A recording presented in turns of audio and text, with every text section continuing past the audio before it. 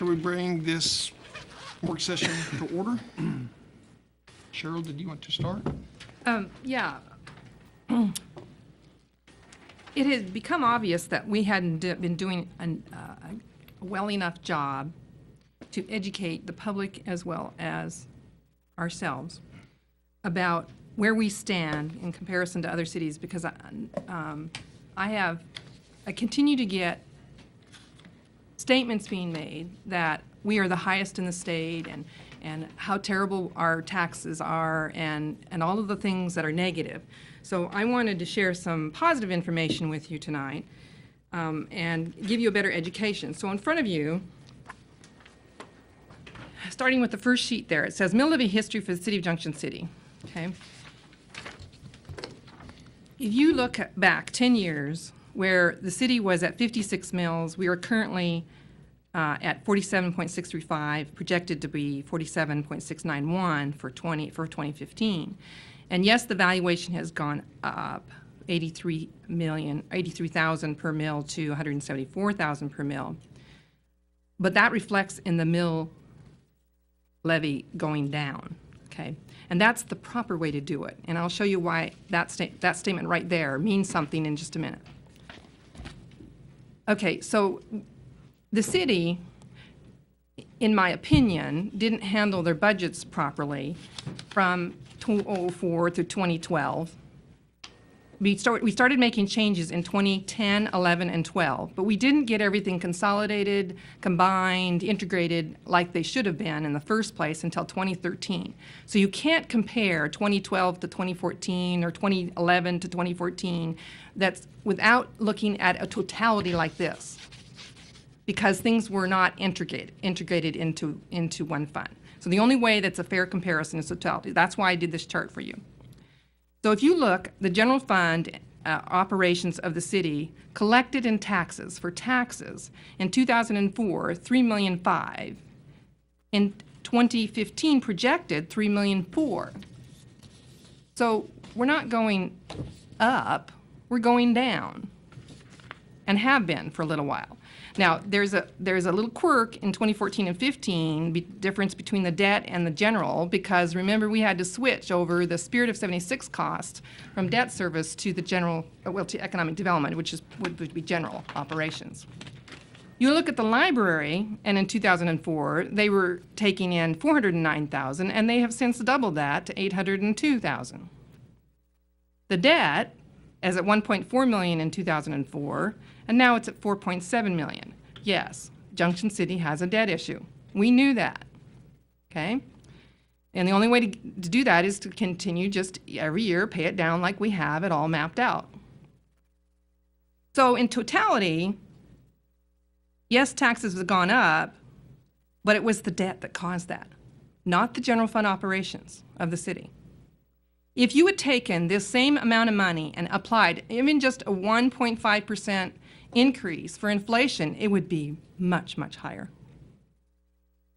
Okay?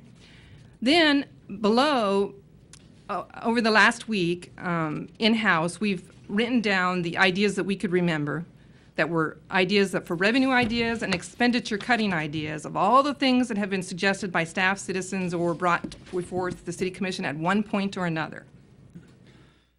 My point in doing that is city staff cannot carry these out unless 3 of you agree to it. One of you can't just say, Cheryl, why don't you go do that? It won't get done. Exactly. It has to be 3 of you that agree. So in a regular meeting, not a work session, in a regular meeting, you got to make a motion, you got to make a second and say, go forth on doing Sunday liquor sales, for instance, the first item on the list. You have to direct us to do that. You can't just say, why don't you, that's a good idea, do it. That's not the way it works.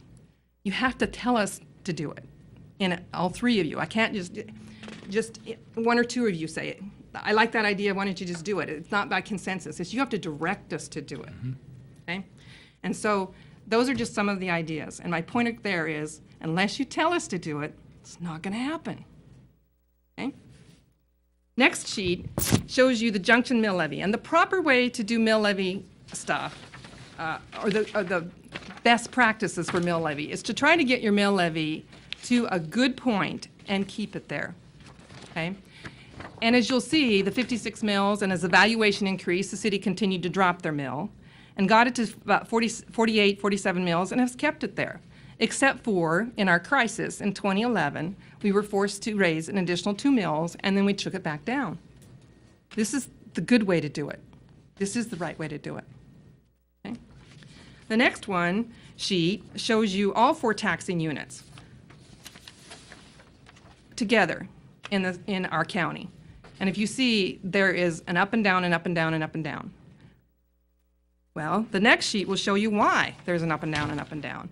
If you look at that in color, the county levy is in blue, the city levy is in red, and the school district is in green. And then the next page gives you those numbers, this 8.5 by 14 sheet. The city, no, I guess it doesn't give us the numbers, but you'll see the county, when I calculated it up and figured it out, I guess it's in the book, page 10. The county numbers, they went up 1 mil over a 10-year time period. The city number, the school district went up 10 mils in that same time period. The city went down 8 mils. Okay? The general fund, this next sheet, the 8.5 by 14 sheet, so we did a comparison to other cities, okay? There are 3 classes of cities, the way they categorize cities in Kansas: third class, second class, and cities of the first class. We're a city of the first class. So we took all the cities of the first class and compared just our general fund and what they were taxing for the general fund per population. And as you can see, we're under the median of 660.67 per resident. So again, it's not the general fund, it's not our operations. We are efficient, according to this. Okay? The general fund, if you look at cities of similar size, the chart up on the right upper, we are even lower. Junction City is third in the list of 1, 2, 3, 4, 5, 6, 7, 8, 9, 10 cities we compare to similar size. We're the third lowest. So it's not the general fund operations. The debt resident, we know we have a debt problem. And as you can see, Junction City is the highest on the debt load for cities of similar size. Okay? If you go to page 10 of your Junction City book, we'd already provided you a comparison of taxes levied from, we took the school districts out of this chart because school districts go over county boundaries. And so it wasn't a fair comparison. So we only took city and county numbers and combined them and did the comparison that way, saying, okay, so we combined the city and the county, and as you see, we're 15th out of 25 cities of the cities of the first class, still in the low category. Even combining the county debt, the county operations, their general fund, our general fund. Then on page 8, 2 pages in front of that, that's where you see the numbers, where I said the county increased in that same 10-year period from 2004 to 2013. The county went from 54.69 mils to 50.084. I said it in reverse. They decreased. No, they increased. Decreased by 0.6, I'm sorry. And then the school district 10 mils increase, and the city decreased by 8 mils. Okay, so, and I particularly wanted to bring this up because a citizen called me and kept saying that the city keeps raising taxes, the city keeps raising taxes. No, we're not. The city doesn't and hasn't been continuing to raise taxes. We've been holding ours steady. And so shame on us for not educating the public more. Shame on us for not making that clear and to the point. We aren't the ones raising the taxes. If someone wants to run for office with the intent of lowering taxes, they need to run for a school board. I've had that conversation with people, and the conversation I say is that I know since I've been on the commission, it's been held flat, right Yeah. or wrong, but that's where it's kind of been. And I think a lot of times before I made it a point to educate myself into to this whole system, I think it's easy. You get that tax statement, and if you don't really look at it and read it right, you just see it looks like it's going up, but you don't see what the county's part is and the school district and the school district and everybody else. And so I think unfortunately sometimes the city gets it's us that's racing because I think we're probably the most visible target. Well, and it's too easy for people, myself included, because I've done it in other cities, to say, oh, they're the highest taxes ever. I mean, it's just horrible. Without doing the real research and finding out that, hey, guess what? Everybody else has high taxes too, and very similar to ours.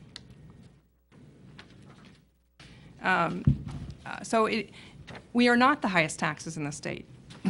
We have a high debt load, and we're one of the highest in the state. We did find other cities beyond this 10. There are, when Tyler was doing the research on this, I found a couple other cities that are actually higher than us. So we're not the highest in the state, but per capita and for debt load. But you need to understand that we try to get the best information out that we can, and maybe we weren't doing a good enough job on it.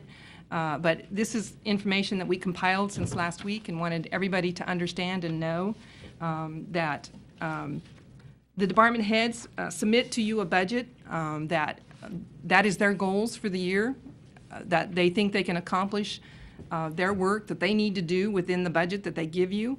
And if you want to make cuts, you're so welcome to. But that means something has to go. Something in their department has to go for cuts and projects and services. There will likely be a decrease in services and projects. And if that is what this commission wants as a board, the staff will follow, but you need to direct us to do so.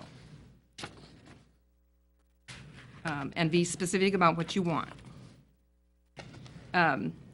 Based on that, I presented you the state budget forms, which is where we switch over to now when we're doing the budgets. After we've done through all the preliminary works and looking at the line items, we switch over to put it over onto the state budget form so that we can get numbers to make sure you understand where your mill levy is going. And in the 4 years that I've been here, every year, you will submit a budget that will look, the final mill levy here says 47.691.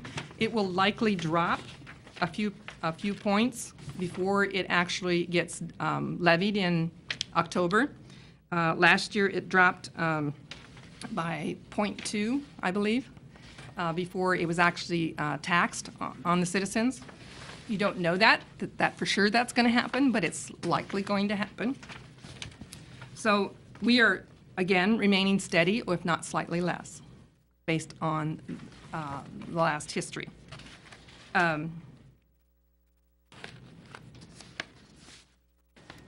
I gave you a summary of the increases and decreases as per discussion in our meeting. The only mistake that I believe I'm aware of is under the street department budget. I had put the $1,050,000 under the contract services for road improvements, and I should have put the million, just a straight million, and the 50,000 should have gone up under street maintenance supplies. That was what they had asked. They had asked for 144, and we talked in the meeting, and I missed that on my writing my notes because I knew I was going to be putting the money below. I just made that little tiny correction. It doesn't really change their budget, the totality of their budget. It just changed what line item it was allocated to. So it doesn't change your state budget form. Okay. Just a quick review page by page. Your front sheet is just to show the summary of what the total of each budget is and the actual amount of taxes being levied according to what's being presented. The second sheet is your budget summary for your 3-year history, 2013, 14, and 15. 2013 was the first year where we got everything integrated. So from here forward, you should be able to do a somewhat good comparison from year to year. Before, it was difficult because of the employee benefits and utilities being separated, and all of those things. So the only thing that I had left to do, but it only affect within the general fund, is to allocate cost of liability insurance and vehicle insurance. But that won't affect the totality of the number in the general fund still, only the administrative budget and disbursement of that. So it still wouldn't, in totals of numbers, not, if you were comparing prior year's administration to a next year's administration, it would definitely affect that, but it won't in the, for the totality of numbers. And that's why I'm using the totality of numbers in my comparison tonight. Okay, the next page is the actual computation and determination of the limit on 2015. I don't know how closely you read the stuff from the league, but this year that changes in what they consider a limitation of budget. It had been prior on a calculation that this form would show you by calculation, and it would tell you whether or not you had to publish a special ordinance, vote on and publish a special ordinance if you went over a certain amount of dollars. Now it's based on if you vote and pass a budget that is more than 1.5% increase than the prior year, then you publish simply the results of the vote. That's it. So and then because we had a large increase in our water waste utility due to our engineering services contracts that we awarded, and the projects that we're going to do, we will exceed that. It doesn't. That's what threw us over. So when we will have to publish that. So if you vote on the budget, and if the vote is 5-0 or 4-1 or 3-2, then it'll go into the paper saying not who voted for what, just a total. And I have to publish it after the fact, after you vote on the budget. Not when you vote on the preliminary, after you vote on the final budget. It's kind of quirky, it's kind of weird, it's really not going to mean much. And we're not sure why the legislature did that, but they did. So that's, so this one will qualify for that, but the main reason it's because of our water wastewater fund is throwing those numbers up. Okay. Can I ask you a question about line 12? Excuse me. Line 12, reading line 12, it says increase 11 times 3. Mm-hmm. But that's not exactly 3 times line 11, which is only 0.02354. Where's that number 76,000 actually come from? The 170,000, that is prior year's valuation. The final evaluation from the county. Or the difference in it, I should say. It's in the difference of it. Okay, so that 170 million, that's line 10. No, okay, you see where the total estimated valuation for July 1 is, and then you take the $4 million for the total adjustment, and you minus that, and that's where the 170,000 comes from. Okay, so the definition there, amount of increase is And then 11 it's times 3. point- That's not really it then. 0.0234 times that, and then you get this. It is not a calculation that I do. It's just I plug in two numbers. Well, I plug in what's called an input page. I plug in the numbers. These numbers just show up. And it's not something that I calculated or did. Okay. This is generated by formula, and the numbers are plugged in based on an input page. And the input data is all information from either the county, the state, or our former year's budget. I mean, all the numbers add up. It's just trying to get where that 76,000 came from, 76,424. Your 174 is 373 minus the 4 million there is 170, and then it times 0.02354. And then that's your number they use for comparison. So, yes, I will have to publish that. It's a little tiny statement that gets published. Okay. Next page is I get the county treasurer sends me a number and says your estimated number of motor vehicles for evaluation next year is $701,875. I plug that number in. This form spreads it, and then it takes those numbers and spreads it into the sheets in the back. There's not numbers that I plug in. It just automatically plugs them in. It's controlled simply by this 701,875. Page 4 simply shows you the transfers that are made from fund to fund and the law that backs that up. The next page is a statement of indebtedness. And this is the one that in 2014, 2015, you can't comparison to prior year budgets simply because it had the Spirit of 76 stuff in it, and that was taken out. This is just the true long-term indebtedness of the city, which includes your revenue bonds, your GO bonds, and your other. And the other in this category is all of our KDOT loans. Can we go back one page? Transfers? Page 4. Yep. The amount there for 2015, the $2,190,000, is that what we'd like to have for the stormwater? No, these are just adjustments. You're actually, Okay. stormwater to debt service is $450,000. Stormwater to the general fund is $85,000. Okay. General fund to capital improvements is $400 and budgeted for next year is $200,000. I was just looking at that number. The 2190 is the number that we needed to raise our stormwater for the city. No, these are transfers to the general fund usually, and Okay. debt service, and/or debt service. I just thought that the numbers being very similar Yeah. were the same numbers. No, Okay. that's not it. Okay. Okay.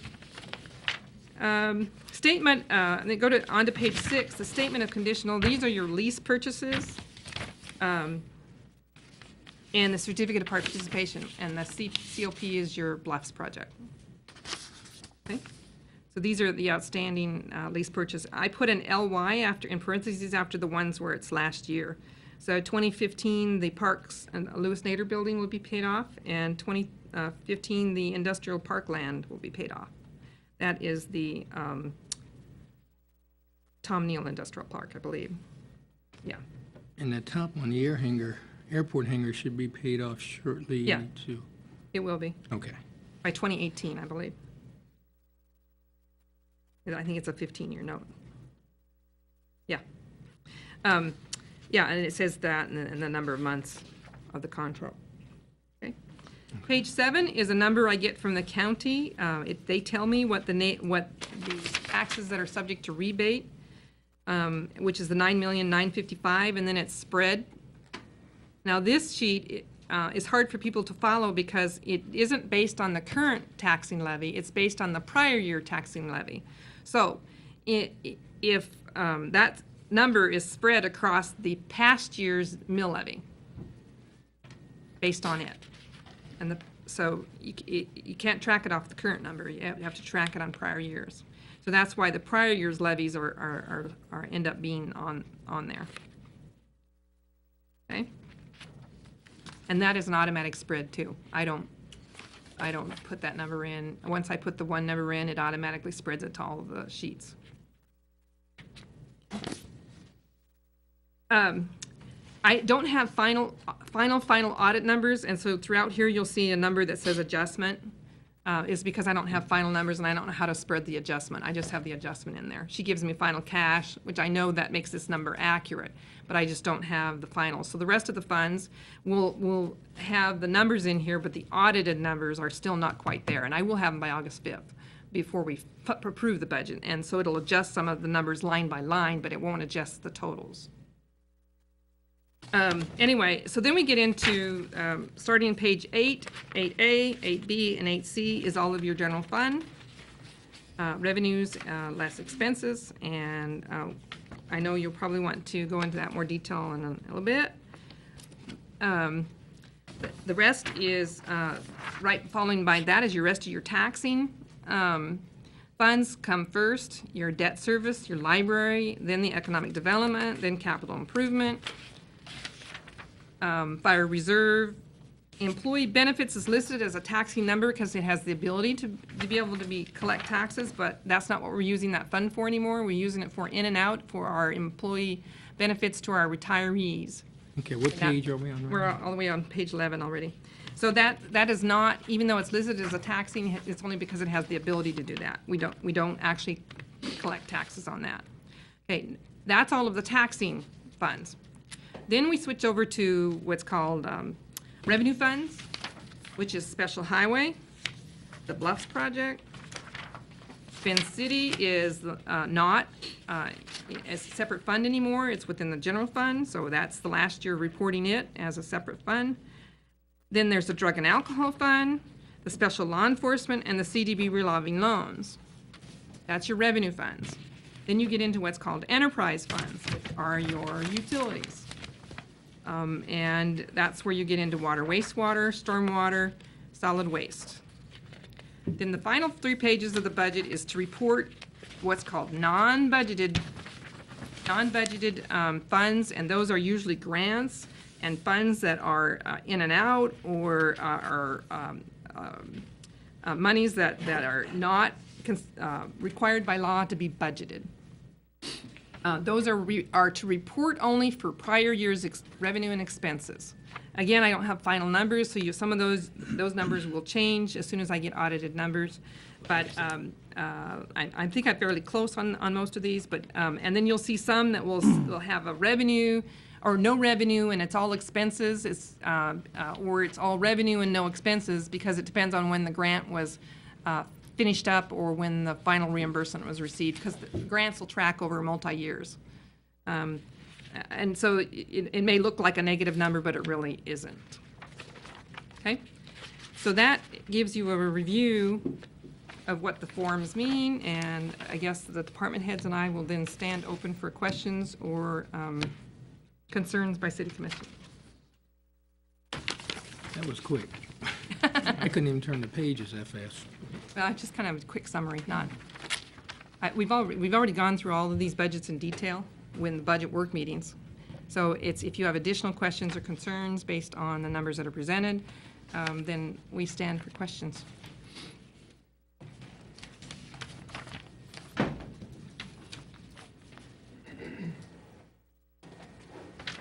Chief, could you explain the use of the 5th ambulance?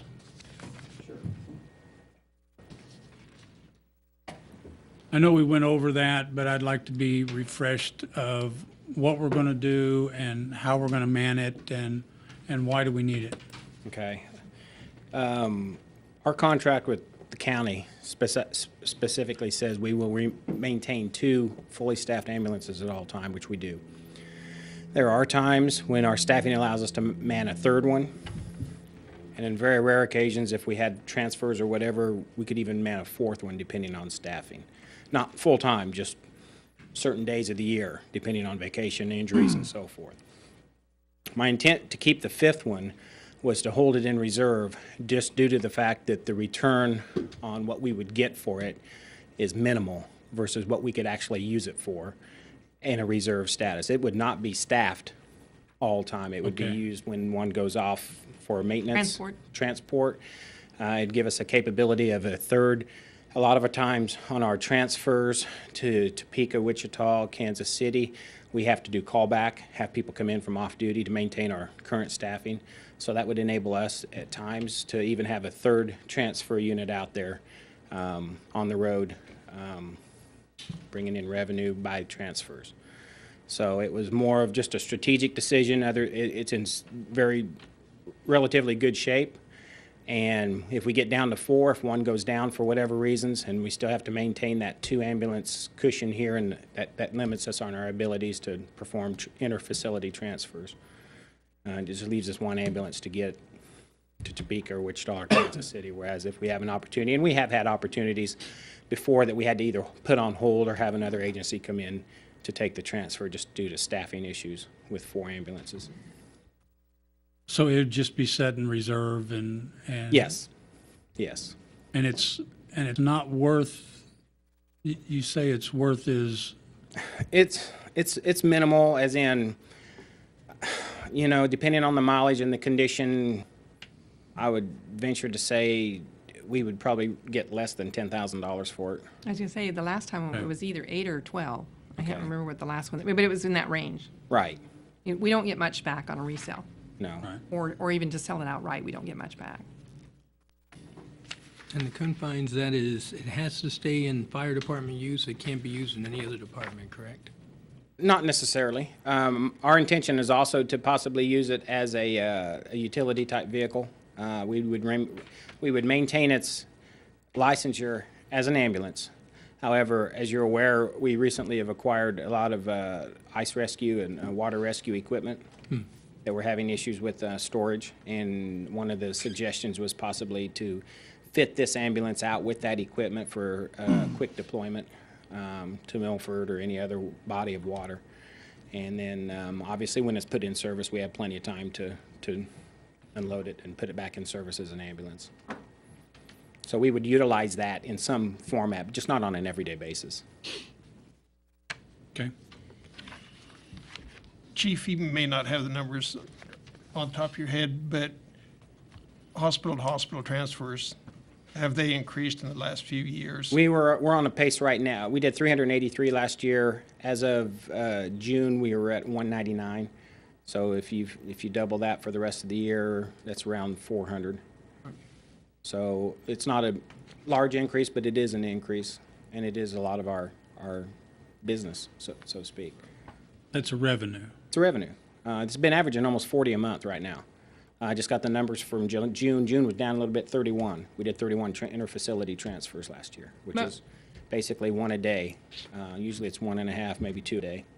Most of the, it's difficult to get revenue out of the ambulance service that makes a profit, but aren't transports more profitable than just Transfers are, yes. Yes, transfers usually indicate the patient's been into the healthcare system, which usually means for some time that they do have some form of insurance, and our collection rates on interfacility transfers are usually higher than just people we transport to the hospital for emergency care. Right.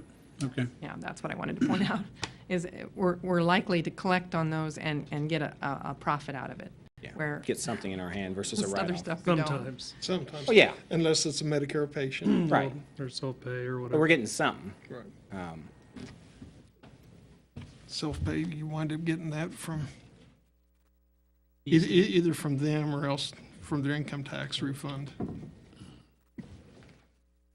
The thing that kind of jumps out at me, Chief, is the increase in salaries for the ambulance service of around $290,000.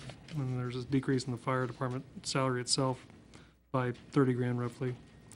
Can you explain that to us? We're adding additional That, personnel. we're not adding additional personnel. That is by contract. Union contract. The wages and benefits that they negotiated.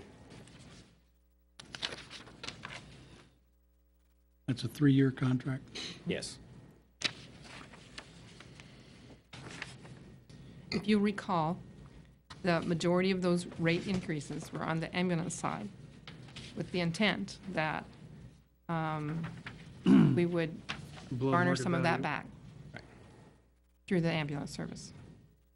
And some of that, I believe, the benefits weren't being charged Yes, correctly. and this, remember, this is the first year we started charging, not all of them, but I'm phasing it, just like we did prior on the wage issue. We phased it, and now we started charging benefits to them, and next year will be the final round of benefits to them.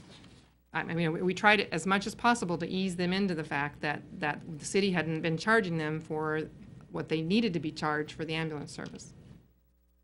And we agreed early on in 11 and 12 that we would phase it in. Okay.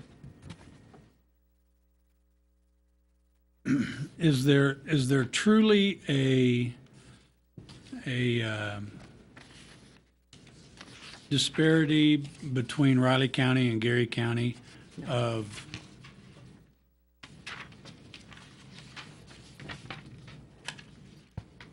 we're at 3 million for ambulance service and they're at 900,000?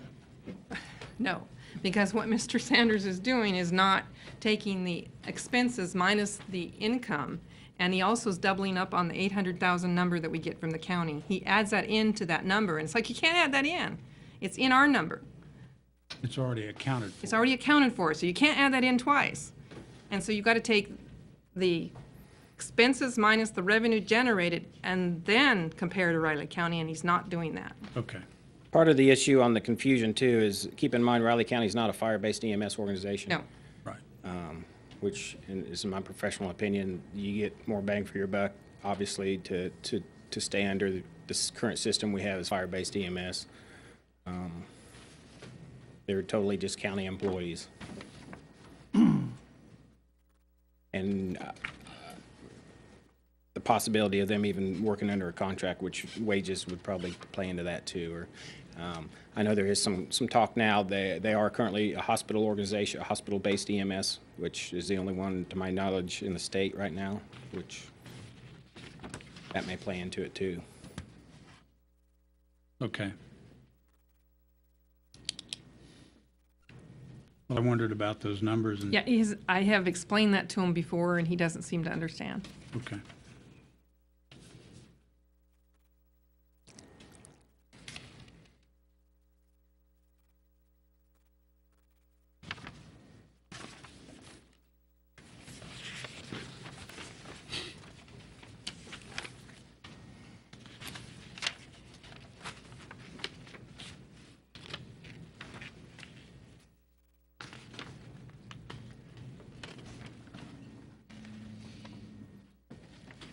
That's all I had on my notes.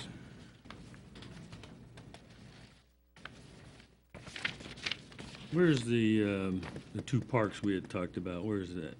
2 parts for what? The two parks? 2 we had parks. I had not been given a specific direction to eliminate 2 parks, and so Ed and I had not taken them out at this point. That's what I was making sure. Yeah, no, Taken- it is okay. not included. It is running the parks as he As we- presented, Okay. which would be all of the parks. And I think until we study that a little bit in depth, probably where we'll stay. We did take Until we note study it. that I just- your suggestion of developing a park master plan and how we might look at long-term closure of possibly some, or making sure every quadrant of the city is covered or not covered, and how we would do that. We are going to look into that. Ed and I talked about that, and we will, and along with the new manager, take a good look at that.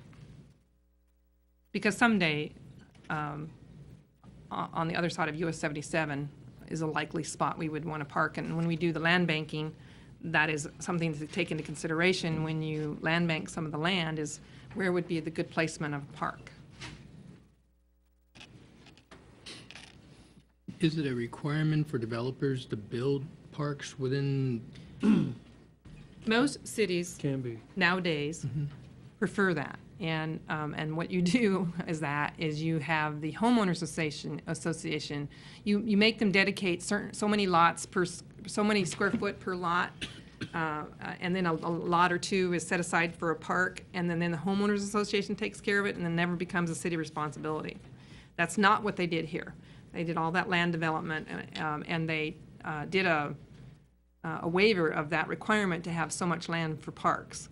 And so that parks were never developed, even under a homeowners association. I think the closest you could say that come to that was Olivia Farms with their clubhouse and pool, but it wasn't done for the other subdivisions. They were not required, well, take that back. Forget, the one that's up and behind Reese Nichols has a park included in it. There's a subdivision back up in there that has a park included in it. It is not a city-owned park. It is a subdivision park, and we don't maintain it. It has playground equipment in it. So that's how most cities do it nowadays, and that's something to consider for the future as well. But some of that ship has already sailed, and if you want to park in some of those areas or in a certain area, it's going to have to be the city that develops it if you want a park there. I think parks are beyond our budget right now. At this point, yes, sir. I think when I say long-term planning, I mean 10 years out. Because the goal is to, let's keep an even keel for 10 years. Let's just smooth it through. And at the end of 10 years, you can start talk about going back to doing things more like a normal city. Because right now, it's just all about keeping an even keel and making sure that we're covering the services and doing a good job with the services that we have. And then we talk about, once the debt starts going down, talk about maybe some new projects or long-term planning for developing parks and things that a normal city would be doing as it grows.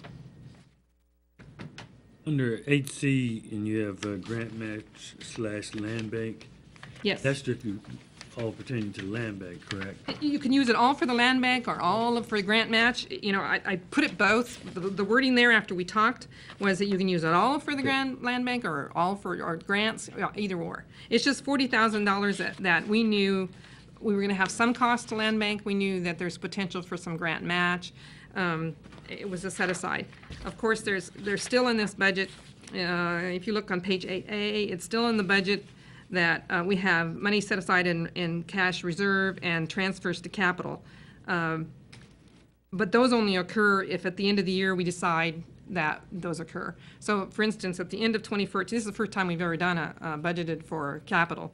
And so at the end of 2014, if the cash is looking good and we're all comfortable with the numbers, then we would say, okay, I recommend that we transfer all 400,000 or 100,000 or none to the capital fund for future capital projects. The reserves are only used in case of an emergency or you designate a specific thing that you want it spent for. We did drop it to 350 because the cash carry has obviously gone up and we've been maintaining a good cash carry. So I lessened it a little bit this year because our goal was to try to get more money for streets. And that's what we've done here. Plus, if we ended the year good, and that's to be seen yet, if we and we do have a total 400 transferring to capital, then even in that could be used for streets as well in the future. We don't have specific designations for that. We have generic rainbow or umbrella, I guess is the word, umbrella type designations. We know we need money for streets. We know we need money for capital equipment and roof repairs and air conditioning units and things like that.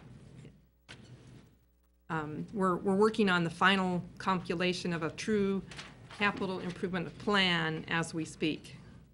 I've been working on that.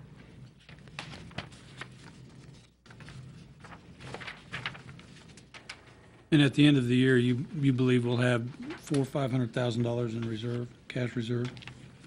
We've been ending the last 2 years with about $3 million in reserve, or in cash carry. It's part of the cash carry. You said 3 million? Yeah, 2.5 to 3 million is what we had been landing the last 2 years in cash carry. Okay. So we've been hitting those marks and yay, hopefully we keep it up. Okay. I think it's important to have that reserve. It is. We never know when a disaster will hit. And you need those cash available for 1 to 2 months of no revenues coming in, and you have to have cash available to take care of your citizens.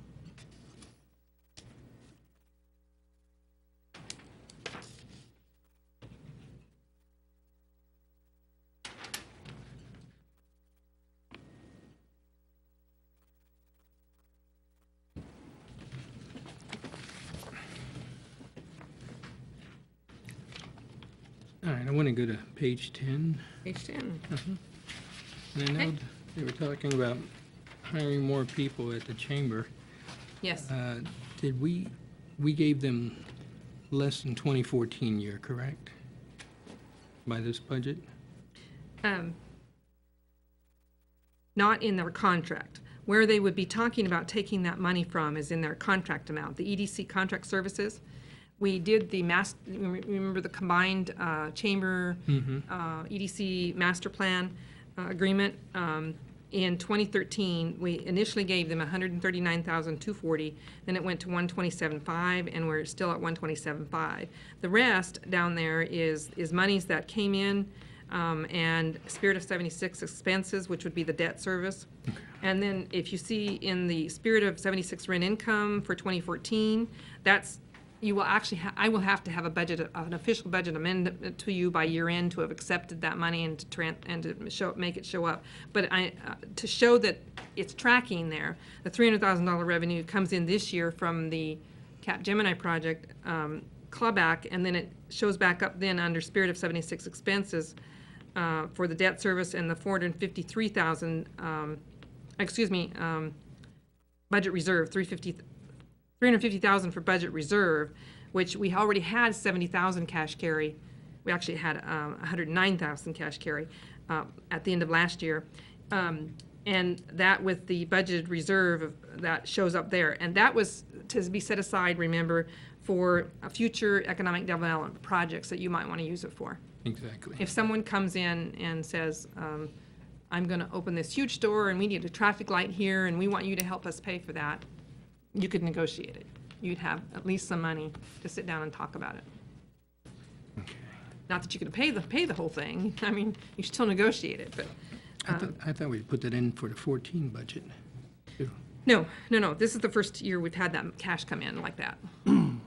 The debt, as you see, the Spirit of 76 debt, the 409,832, one of the, part of the call center debt went away because it was the last year, this year, 2014 was the last year for paying for the equipment part. Now the debt is simply on the call center Building itself. building itself, and the last year, it's either, I think it's the last year in 2015 on the Ventria loan or the Ventria Bioscience Center. And so this should drop again in 2016. It's either last year or there's a partial year in 2016, I can't remember which. But then when that will drop again in 2016, the debt line. And it'll also be the last year you'll get 180,000 from Ventria for the offset. Yeah, I think when I reviewed it with Katie, it was January of 2016 is the last payment from them. So there'll be a revenue minus an expenditure as well, but that number will drop again. And that was all because of the auditors and the attorneys agreed this is where it had to go to meet the legal side of it. Okay.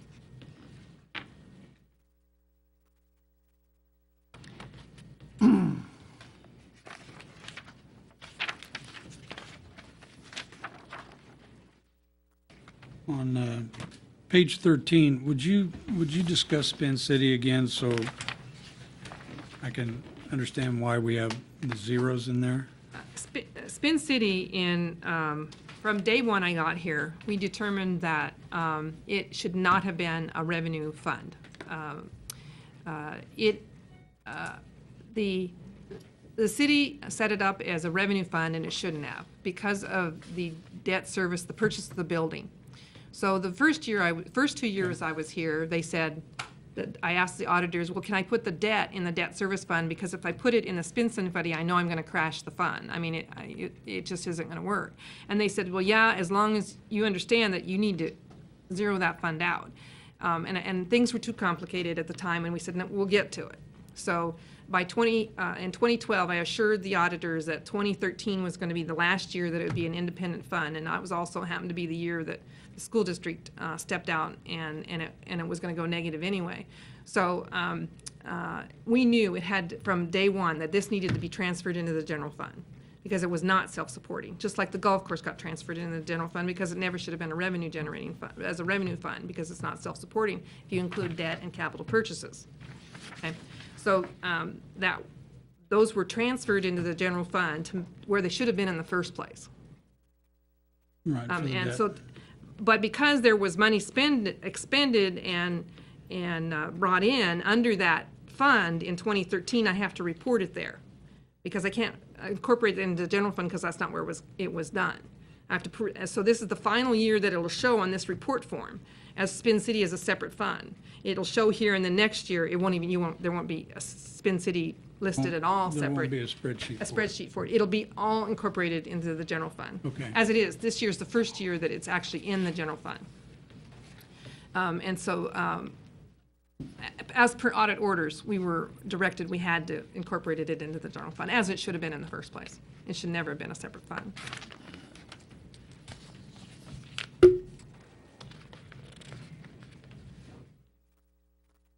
It even shows that there was a projected cash carry that would have been in the general fund. That actually did not occur. It actually ended up being negative of about $20,000 that the general fund had to pick up. 20 or more. I can't remember, Ed, do you? It was about 20,000. It was about 20,000 that we had. Write off what the school didn't provide. Mm-hmm. Yeah, we had to write it, yeah, we had to absorb that into the general fund. But I wanted to show it as it had been spent and collected.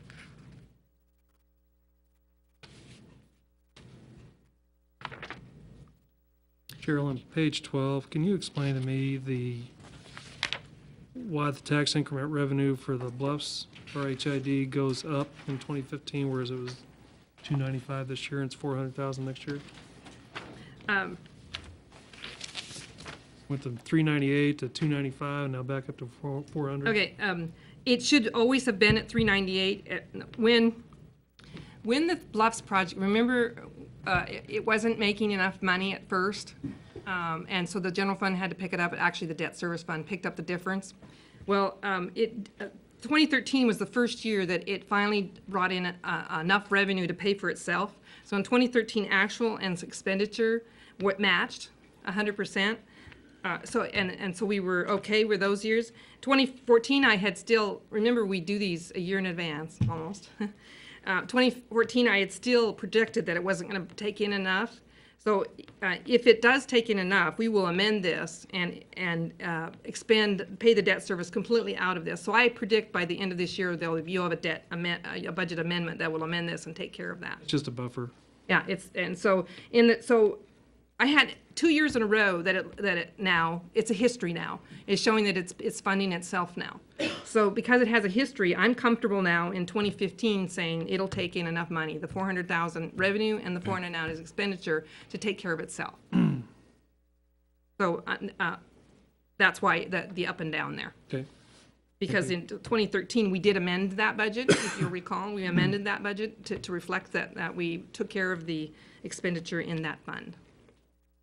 If it didn't, we were pulling it out of the debt service fund, which I had discussed with the auditors, and they said that was appropriate.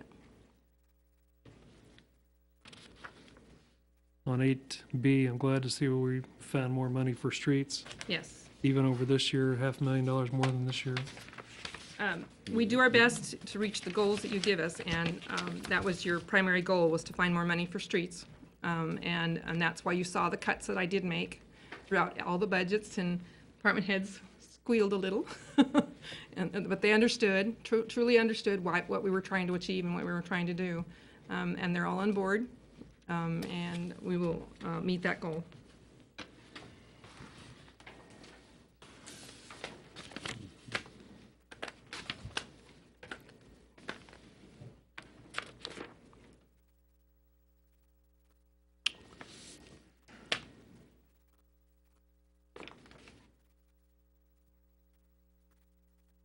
What is our franchise fee for the city for solid waste?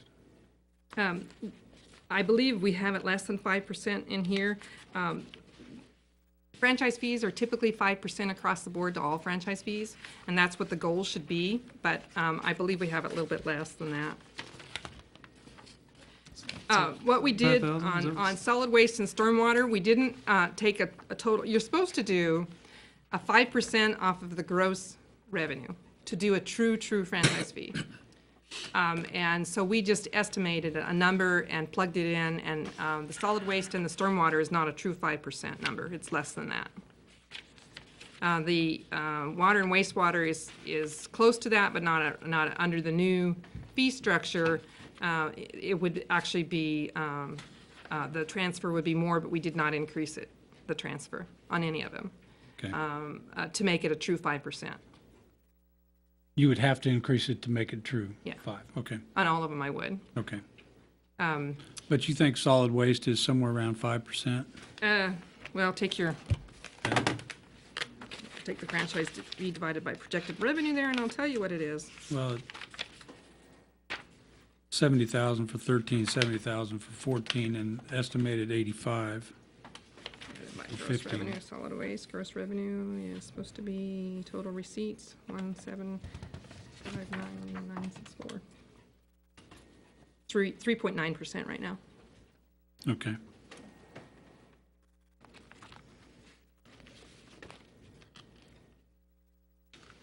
Particularly the solid waste fund, we didn't keep it a true 5% because what we were trying to do was build cash and take it from a negative fund. That first year, we took it over from Viola. It was losing money.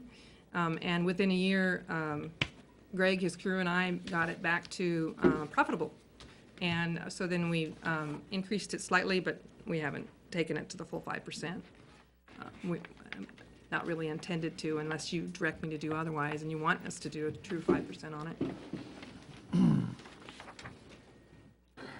it. Typical franchise fees across Kansas are 3 to 5%. There are cities that are starting to charge more. Topeka just went to 6% on theirs with Westar. I don't know if they went to Kansas Gas with 6% yet. The league would advise you to not go over 5%, simply because they don't want the laws challenged on it, and they encourage cities to stay to go up to 5%, but not to go higher than 5%. But Topeka did go to 6 on theirs, and I have seen them as high as 7.5%. And it's on their gross income. The city of Wichita years ago did an audit on the franchise fees to see if they were getting the right amount of money from those companies, and they were way underfunding them. We have not audited, I'm not aware of any audit report, and I don't believe they've ever been audited in the city of Junction City, those numbers, to see if Westar, the telephone companies and the gas companies and DSO, any of them are giving us the right amount of money. Don't know. We'd have to hire an auditor to audit them if you wanted to do that. Wichita found a gross inequity and ended up getting some back pay on it. That was years ago when they did that. I would imagine they audit them on a regular basis now because of that. Just as we were, just so you know, on this year's budget, including, but it won't be included, but I think we decided every 3 years, Kelly and I, on the audit for the, just like what we're doing with closely monitoring the Viola contract now. Greg does a great job monitoring them. Our next second largest contract is with Omni Billing. And because of the problems that we had with discovering that we didn't think they were fully compliant on the Medicare side of some of the issues, we had gave them a 6-month probation to get their act together, and they did that. But when we renewed their contract on the billing, we informed them in advance that we were going to be auditing their services for Medicare compliance and to make sure that they're billing the proper amounts of money and everything that they're doing on our behalf. And so we will have a report by year end on that audit. So a very large contractor as well, to make sure they're doing their job and they're doing it properly. That was built into this year's budget for that audit. And every 3 years, about every 3 years, we'll audit them. And made them aware, very well aware, when they re-signed or re-upped with us, that would be a continuing best practice that we would follow.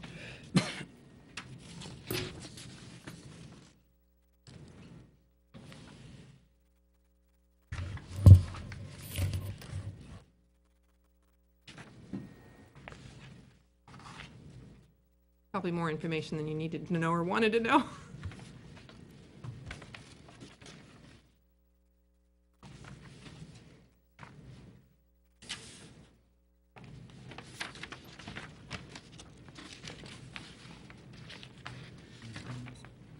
The audit will be coming to, the regular city audit will be reported to you on August 5th as well. We finally did get a preliminary audit numbers from the library, and I left it to the discretion of the auditor whether they would have time to incorporate them into our audit or not. I haven't heard back from them yet, but that's why we waited for so long to finish up our audit, is because we weren't getting our numbers from the library. I even put a question mark by animal shelter on page 8C towards the bottom. Yes. There was a note that you put in here, we received a county showing an increase in animal Yes. shelter from 100 to 120. So Yes. is our number going to be matching as 120 or 125? You know, as with any, but the actual requested was 123 something, so I rounded it up to 125.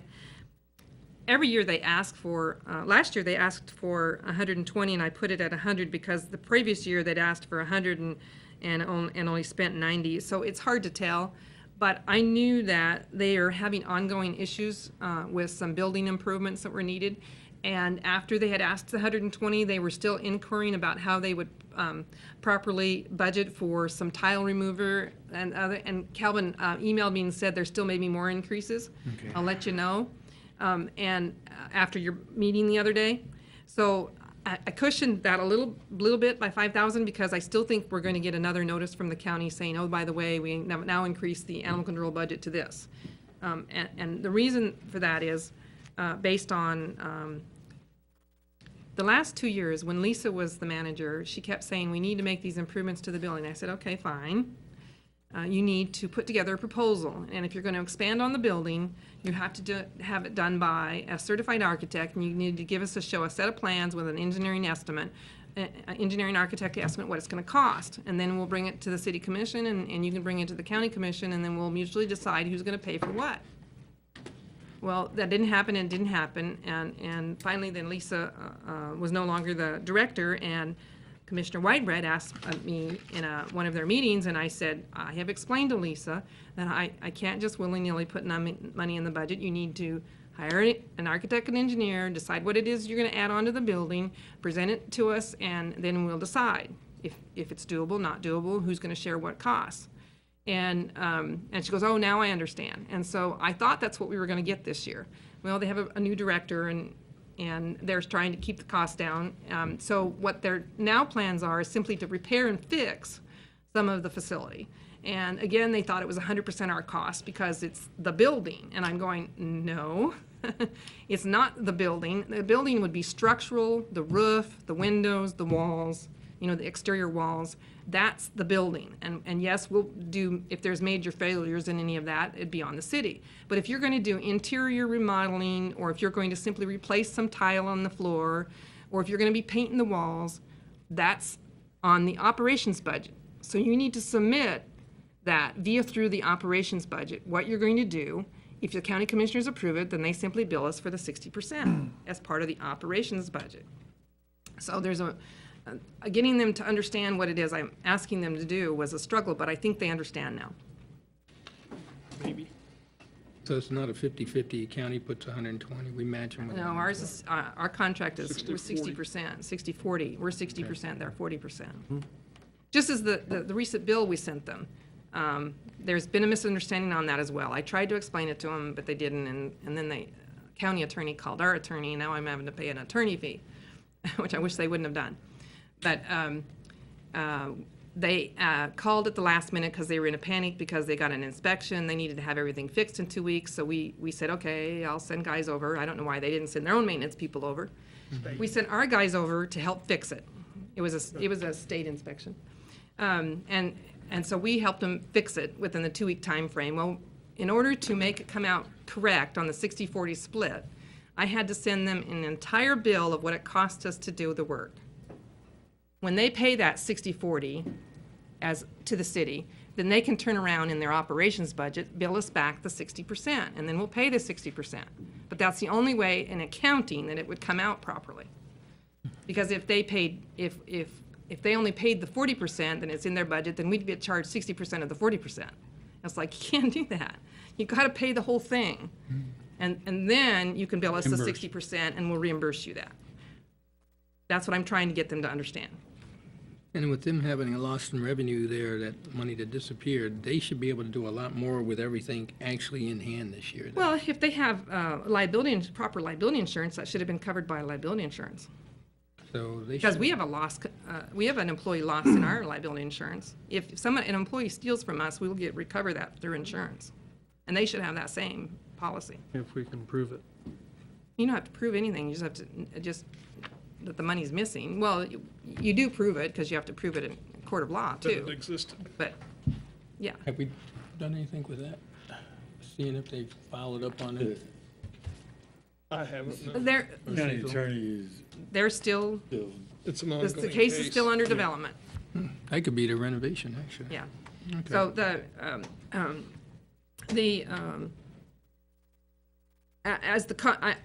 I'm just trying to get them to work through the contract. Okay.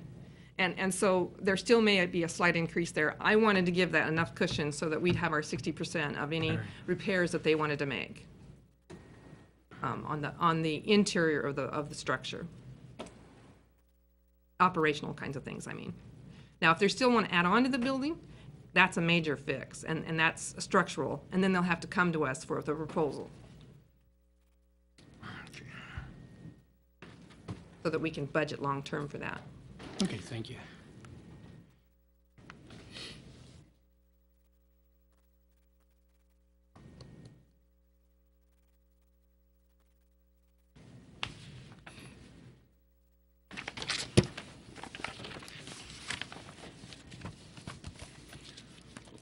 I like that the fact that this budget is about the same as it was. Tried really hard to make sure that we stayed level. And I'm hoping now that we have got most of the fund consolidations done. We have a good sound budget from year to year that can be tracked and followed easily, but not only by staff, but by you and by the citizens. That was the whole purpose of some of the things that we did over the last 3 years. I can remember standing in front of you and saying, now give me 3 years and we'll get there. And so the whole idea is to simplify it so that it's transparent, so that everybody understands where it's going, so that when you look at law enforcement, you know that law enforcement, this is what it costs you to run law enforcement. When you look at municipal court, this is what it costs you to run municipal court. So that it's not in 3 or 4 different places, and I'm going, well, I can't tell you what it costs in municipal court because it's too difficult to break it out. So those are the goals, and long-term, we've achieved all those goals. The auditors are loving it. It's easier to manage. Got department heads to understand that line items are there for a purpose, and that you're to place the right expenditures in the right line items. They don't. They'll pay for it in the long run. So it makes it so that everybody can understand what they're doing. Makes it simpler in the long run. It's a lot clearer. Yeah. I appreciate the work that you did and the explanation that you did on general fund and operations.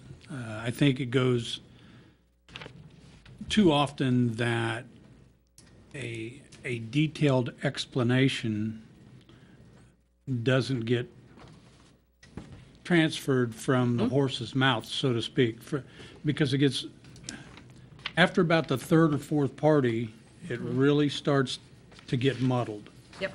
And I appreciate the work that you've done on this and the explanations you have. And I'm fully aware that if we do have something that we need to bring before the city as a board, then it takes the governing process to do that. A lot of times, things that I do, and I apologize to the point that after I saw your list of proposed actions, there's about 90 on there that I hadn't seen. So that means you get a lot of help from a lot of different We do. directions. And what I didn't take into account, and I'm not sure very many people do take into account, how many options there actually are, and then what are the best options for the community at large. So now if I send in a suggestion to you or a question, it's just a question. It's not a proposal. I realize that if we have to do something officially, then it's different altogether. Well, and I wanted to make that clear simply because there's been on a couple occasions, not just by you, but other commissioners that have said, well, why aren't we moving forward with this? How come we're not getting this done? Well, first of all, you have to make it a vote of 3 of you have to. I can't just individually, you say, I want this done. Not going to happen. It's got to be an official action of the board. If you want to move forward, and I'm not trying to target, but that's the first on my list, Sunday liquor sales. If you want to move forward with that, it can't just be one of you saying, why aren't you getting that ordinance ready I told you to get ready? Well, I can't do that. I need you guys to tell me as a group, we want to move forward with Sunday liquor sales. And you direct staff with a motion. I direct staff to move forward with producing the ordinance for Sunday liquor sales. But you also realize how difficult that is. We meet every 2 weeks. Yeah, I know. And we don't see each other unless it's on the ball field over a cigar or something. So when that occurs, it's got to occur here unless there's something special, so. But it can be in a discussion item. Yeah. We Yeah. can have that on, it doesn't have to be an ordinance. No, Right. no. Right. And it's just simply, and as you've We seen should us do do, that. if you've seen us do, we'll ask, if you don't want to say, make a motion or anything like that, you just, the consensus is, okay, now do I and I've seen other managers do this while I'm here too. I'll lean over and say, now I understand the consensus is that you want me to move forward with this. And if you're all shaking your heads, but if we see some of this going on and both, we're going, well, I don't know, maybe we better make that a motion. You know, too, I think sometimes also happens in just, I mean, since it's not what we're at this point talking about doing, but using the liquor sales on Sunday. I know that topic may come up, but then, you know, you get advice and new information comes up, and all of a sudden you're not interested in it, you know, and probably the part that we need to maybe come back with is like, hey, you know, we've talked about that, but, you know, leastways from my end, based on this, and this information, that's probably something we don't need to. But I think what ends up happening is sometimes we have those conversations with our constituents and stuff, and then you know, something that seems like a good idea right here today, but then tomorrow when a couple of folks and you start, Right. oh, you know, that's not a bad, but we don't come back and say, hey, you know that. And I think it's just, you know, It and kinda the fact gets that you only out need there. every 2 weeks, and it just kind of dies at that point. And- Overcome and- by yeah, other events. Yeah, and those things too. Yeah. And the other thing that you need to understand is that it's not that we're intentionally ignoring or dropping issues, it's whether how high priority is at that given time. We still have limited staff. We're not using that as an excuse. We're just saying that we will get to some of these things when we get to them. We also want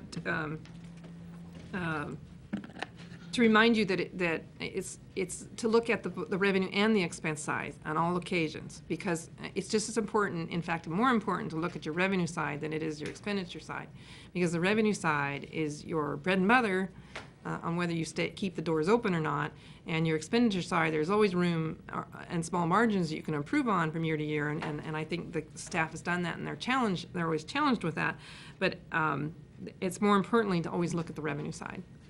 That's the first thing they'll tell us in accounting classes. It's all about the revenue, people. In any business practice, if you want to say government should act like a business, well, you better be watching that revenue side and making sure you're protecting the revenue.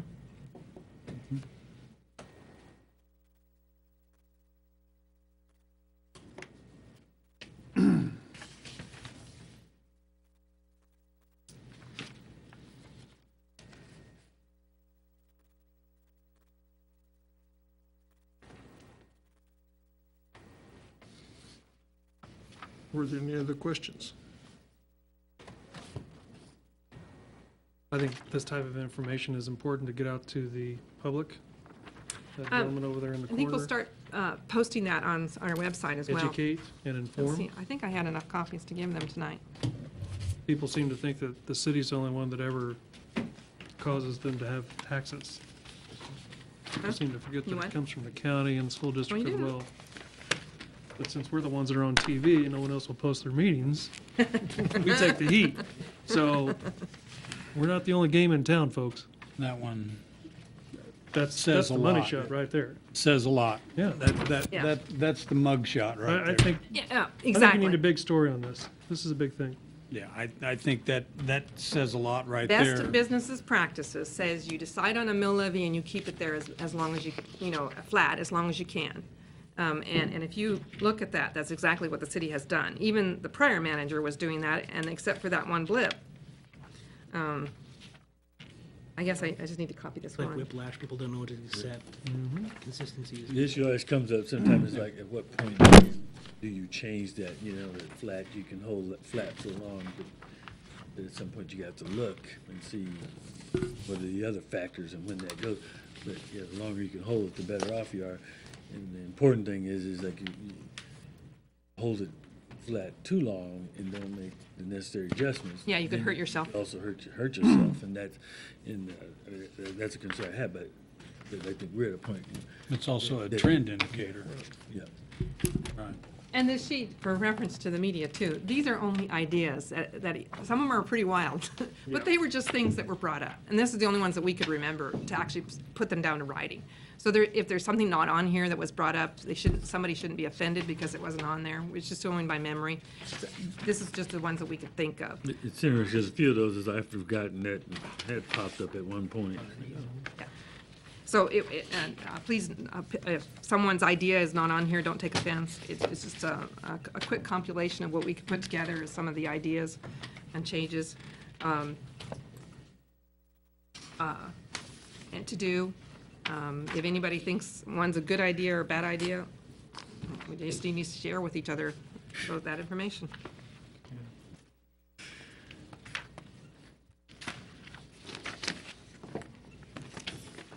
This might not be bad every year at this time to redo something like this. Oh, yeah. Well, What we're trying to do is build up a good, and improve on our document that we gave you. What we saw, the reader's guides in the past wasn't really giving enough good information that would tell the story.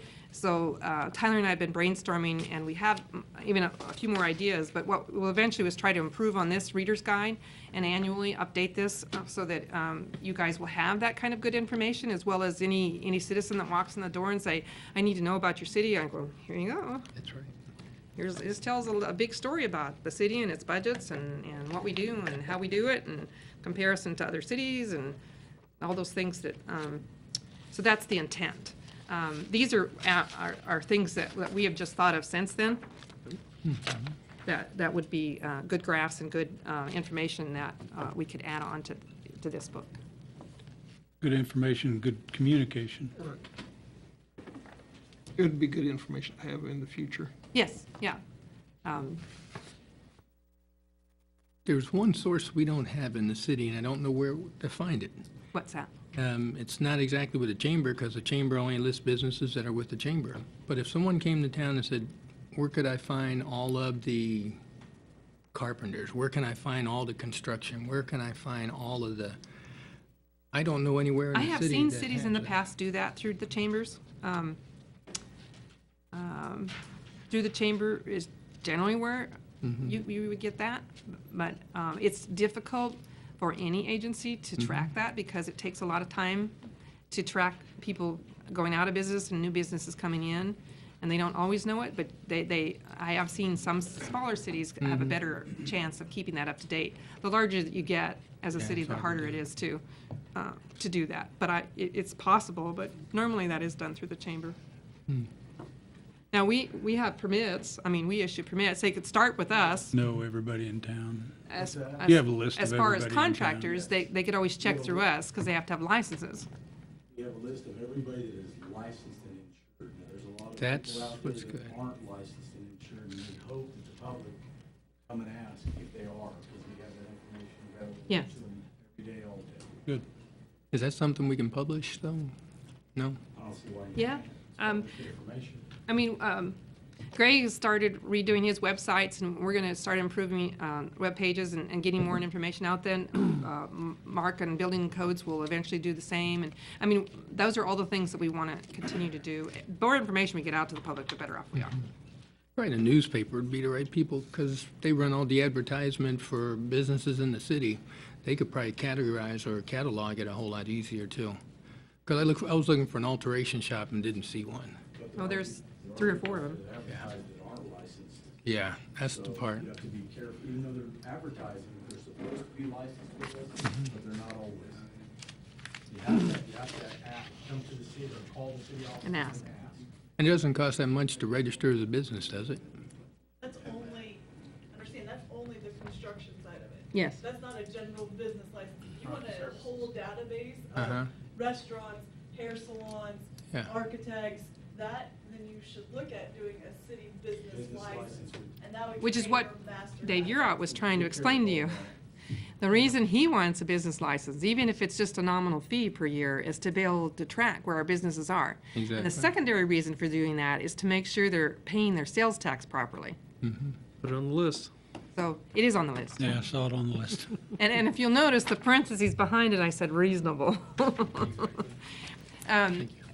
is to be able to track businesses coming in and out, so people like yourself would know where to go and who's doing what businesses in town, and in our case, to track sales tax and make sure rules and regulations are being followed.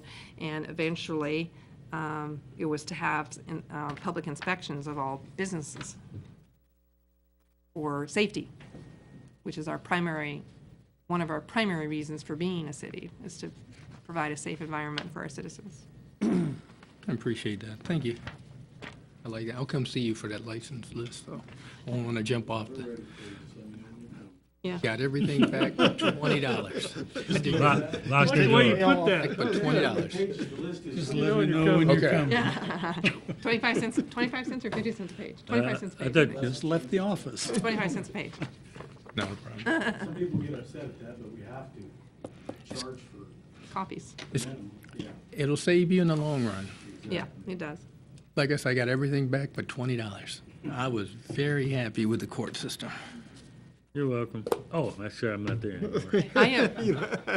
Am I correct that I'm not hearing any needed changes for this, that you're ready for it to go to the agenda for publication? I'm very satisfied with that it's flat and steam where it's Okay. at. Thank you for the job I you've will, done. it'll be on your agenda as presented tonight for final publication. And so your next step is to simply, it's presented to you formally, and you direct staff to publish it. And then there's a 10-day period, and then you have the hearing on the next meeting. After the hearing, then you close the hearing, and then you take a vote on the budget. And then we're done for this year. We send it to the county and the state. We start the budget. Post for it on next- Emma. I feel I can defend the planning Then information. start the next budget. Oh, I thought of this a while ago, and I wanted to state it again for yourself and the public, mainly for the public.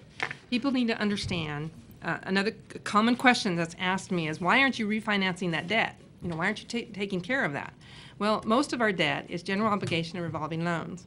You cannot refinance those, but every so many years based on how it's set up in the bond itself. For instance, the next time that, and then you don't want to refinance less than $1 million, because then the cost of refinancing is too great. So, and the next time that we have the opportunity to refinance won't be for another 2 years, except for the call center building. We are actually looking at a possible refinance of that either late this year or early next year, because it's sitting at, I think it's either 6 or 7% interest. And we have an opportunity to be able to refinance that now that it's out from underneath Capgemini. We are not tied, it's not tied anymore to that lease. And so we have the chance now that we can refinance that. And so we'll be looking at refinancing that loan. Okay? Great. So every chance that we get to find a better deal on our debt, we will. Okay. Great job. Thank you. Great job. Thank you, everybody. Yep. Our department heads do a good job for you. They are very careful on the money. They ask me lots of questions, which I appreciate, and they try to follow the policies. And they do watch their budgets carefully. If an opportunity comes up, we got to save that penny, we got to save that dollar. They do. Okay. Very good. Move to adjourn. Second. Dismissed.